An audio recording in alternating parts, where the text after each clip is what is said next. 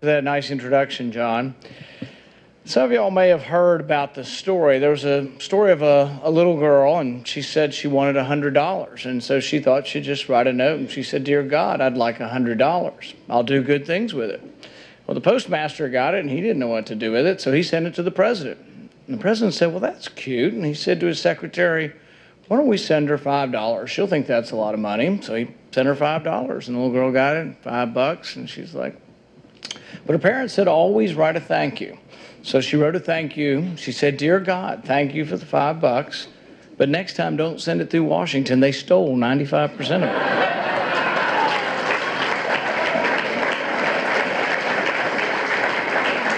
Now, we've been hearing all this talk about compromise. Everybody wants to compromise. The media, the narrative is, why can't you guys just hold hands, sing Kumbaya, and all the nation's problems will be worked out? So I have an announcement today. We have made a tentative agreement. Republicans and Democrats, we have agreed. We're going to hold hands, and we're going to no longer send checks to dead people.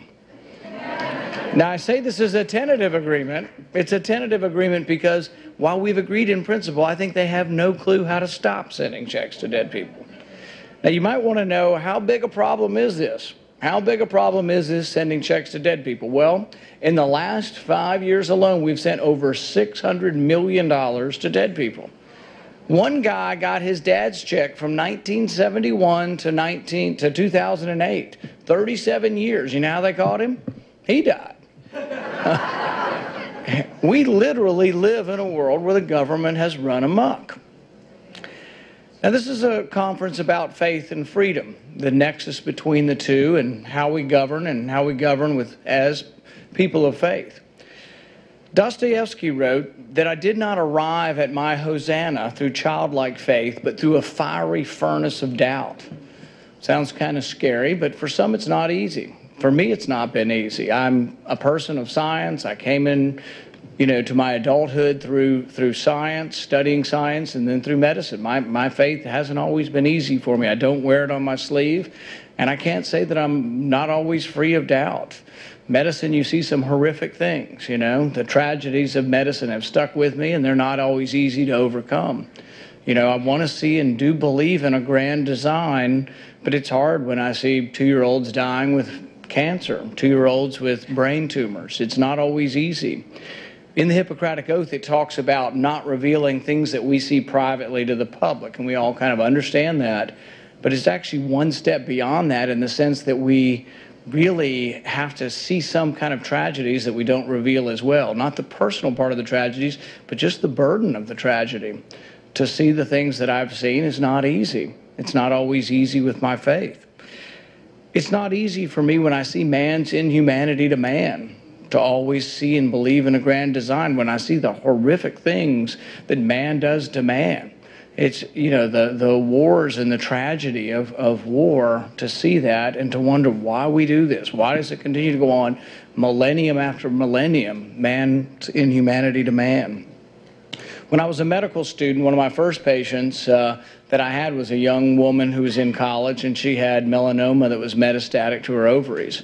And I knew she wasn't going to survive long, but it's hard for me to place that. It's hard for me to say and to look and to know what to say. Sometimes I find myself caring too much, and sometimes I find myself, blocking it off and caring too little. It's a difficult situation. I remember seeing Mrs. Jones, who has pancreatic cancer, and knowing by the look in her eyes that she knows what the diagnosis means, but I don't always know what to say. I don't always know how to comfort her. When I was an intern, I was 25 years old, and I was asked, to give someone the news that their loved one had died. I really was at an age where I hadn't really had anybody in my family die, and I was told to go into a room and tell 25 members of a family that their loved one had died. Someone who we had struggled all night with, who had come in with a severe crushing injury to the chest. We'd put chest tubes in, we had them on a ventilator, but sometimes even a ventilator can't keep someone alive. Their lungs keep filling up with fluid, and we tried and struggled all night. It was hard for me to tell them that their loved one had died. It was hard for me to understand, why do innocent people die? Why do some people die and other people live? I mean, there are certain things in our life that are just difficult to understand. And there are certain things that breed doubt. I am a Christian. I'm not always a good one because I struggle still. I struggle with my faith and I struggle with doubts. When I read All Quiet on the Western Front and of the merciless charges of sometimes millions of men, the Battle of the Somme went on for 17 days and over 1 million men died, and sometimes, to many of us, senseless charges from one trench to the other.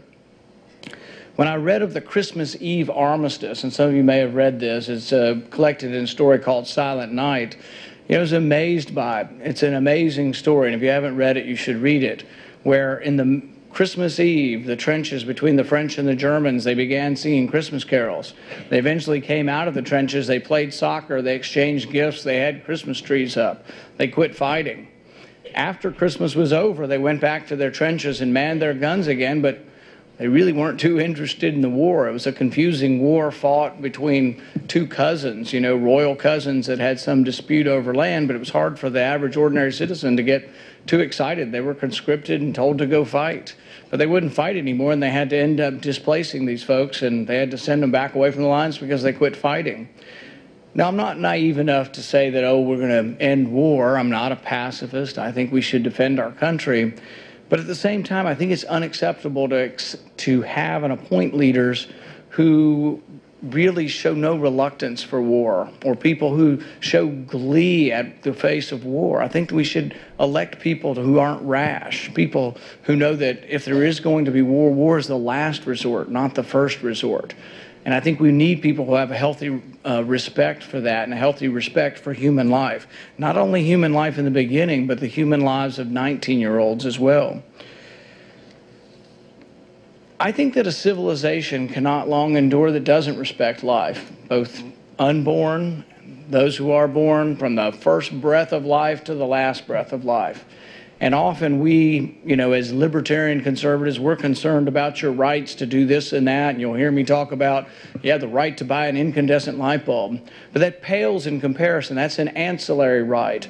Your primary right to life is where all of your rights come from. And if we don't defend the right to life, all of those other things are very superficial and are very...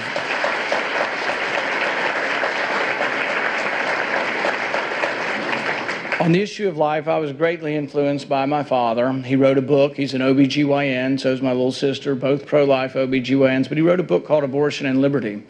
And in that, he talked about being in medical school and coming upon an abortion. He stumbles into an operating room, and as a medical student, you're not in charge of procedures. You just go in to observe things.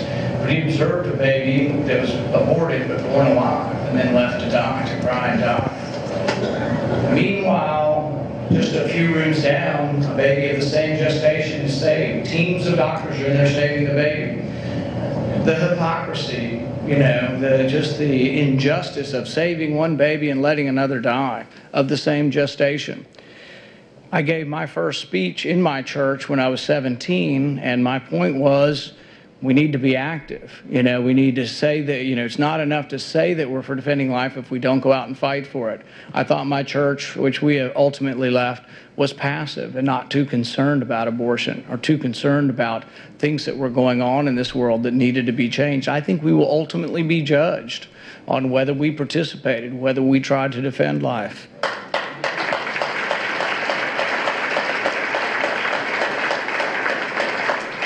In the Senate, I've tried to participate and do that. I've introduced several pieces of legislation, and I've co-sponsored more.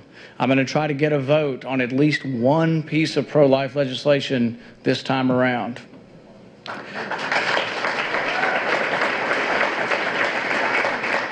I've introduced and co-sponsored the Life at Conception Act, the Protect Life Act, the No Taxpayer Funding for Abortion Act, the Child Interstate Abortion Notification Act, as well as supporting the Human Life Amendment.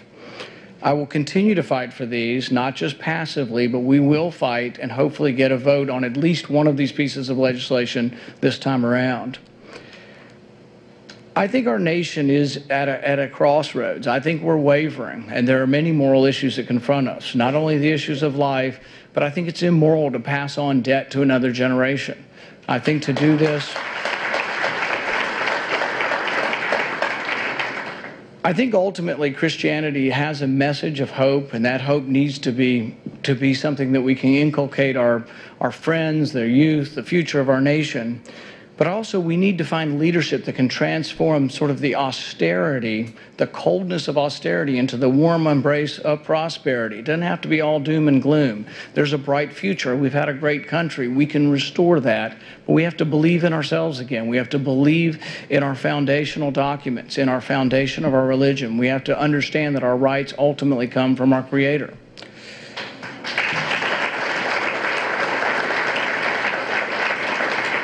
I think our problems, though, are worse and deeper and more profound than just political leaders can correct. I think we really are in a spiritual crisis as a country, and we need a reawakening. We need a revival. In my state, at Cane Ridge in Kentucky in 1801, Pastor Barton Stone started the Second Great Awakening. It was a tent revival. People by the tens of thousands came. This isn't something a politician's going to do. I think we need other leaders. We need to be in search of just not answers from Washington. We need answers from our spiritual leaders. We need someone. We need someone like a Billy Graham. We need somebody who can bring thousands, hundreds of thousands of people together and change what's going on. I'll tell you two examples that sort of worry me about where we are. And this has nothing to do with our government, just has to do with who we are as a people. Two instances that particularly struck me in the last 6 months or so.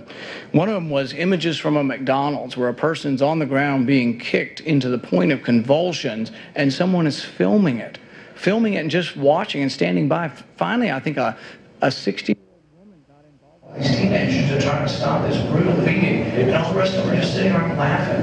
There's something sick about a society that would let that happen. And we've got to figure out what that sickness is, and it isn't coming from new laws. That's a sickness within us. There's a spiritual crisis, and somebody's got to get out there and preach it.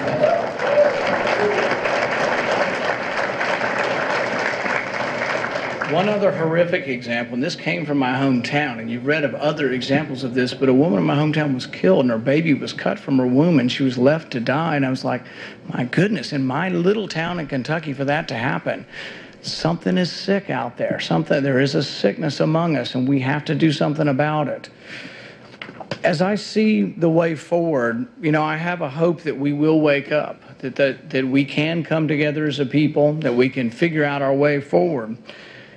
What we have is incredibly precious. The republic that was created by our founders, and it's a republic, and we need to understand that. It's a republic bound and contained by a constitution. It was a great country, still is a great country. But our country started and created more prosperity than any civilization has ever known. But as a consequence, more of humanitarian and charity has come from our country than any other country. When you don't look to Cuba to help those in Haiti, but you do see great wealth coming from our country and being given to other countries and given to the poor. We are a charitable nation, but we're losing it. We have a society where now everybody just wants to divide up a shrinking pie and point to you and say, you've got too much and we're going to take it from the government and give it to someone else. I want everybody to have more, but I don't want to punish anyone. I don't want to say you've got too much and you've got too little. I want there to be more for everyone, but that only comes from a free society. We owe it to our children and our grandchildren to do everything we can. And in that cause, I will continue to do as much as I can for that cause. Thank you very much.